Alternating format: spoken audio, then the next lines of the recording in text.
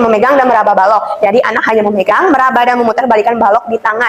Nah, tahap yang kedua yaitu memukul-mukul balok. Nah, anak memukul dua balok untuk menghasilkan suara atau sensasi getaran. Nah, tahap yang ketiga yaitu menumpuk dua balok. Jadi anak mencoba untuk meletakkan satu balok di atas dan dengan balok yang lain. Nah, tahap yang keempat yaitu membongkar tumpukan balok. Nah, anak dengan sengaja menjatuhkan atau merobohkan tumpukannya itu. Nah, tahap yang kelima yaitu menyusun balok secara horizontal atau berjejer. Nah, anak itu mulai menyusun balok dalam satu garis atau deretan.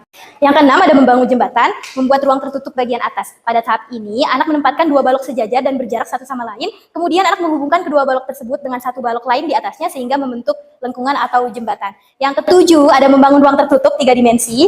Anak membuat ruang tertutup mendatar. Pada tahap ini, anak membuat bentuk seperti kotak terbuka dari 4 atau lebih balok-balok. Selanjutnya yang kedelapan ada membuat bangunan tiga dimensi yang padat. Pada tahap ini anak membuat daerah mendatar dari balok dan menumpuk satu atau lebih lapisan dari balok. Kemudian anak menyusun bangunan tiga dimensi yang penuh tidak berongga. Selanjutnya ada kesembilan yaitu membangun ruang tertutup tiga dimensi. Pada tahap ini anak membuat atap pada bangunan seperti kotak yang terbuka. Dengan begitu balok-balok membentuk ruangan tertutup tiga dimensi. Yang kesepuluh ada representasi awal yaitu memberi nama bangunan. Pada tahap ini anak membangun satu bangunan dan memberi nama bangunan tersebut. Tahap ke-11, anak mulai memberi nama. Anak menamai hasil bangunannya seperti telepon atau roket. Nah, tahap ke-12, satu bangunan satu nama, di mana seluruh struktur kompleks diberi satu nama tunggal. Misalnya, ini adalah menara.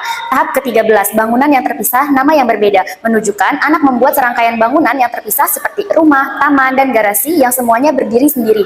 Tahap ke-14, bangunan tiga dimensi yang spesifik membawa struktur kembali ke dunia nyata. Bangunan dibuat lebih detail agar benar-benar menyerupai objek nyata. Nah, di tahap ke-15, bangunan yang seimbang dan simetris. Jadi anak ini menandai saat anak sadar memasukkan elemen keseimbangan, pola, dan simetri menunjukkan pemahaman estetika dan keteraturan spesial pada anak. Tahap selanjutnya tahap 16, objek dalam dan luar. Pada tahap ini anak mulai paham konsep ruang dalam dan luar. Saat mereka membuat bangunan tertutup seperti rumah kecil dari balok, itu artinya mereka sudah bisa membedakan mana ruang bagian dalam dan mana bagian luar. Tahap 17, memisahkan ruang dalam dan luar dengan tepat. Ketika kemampuan anak semakin matang, bangunan yang dibuat mulai lebih rapi dan terstruktur.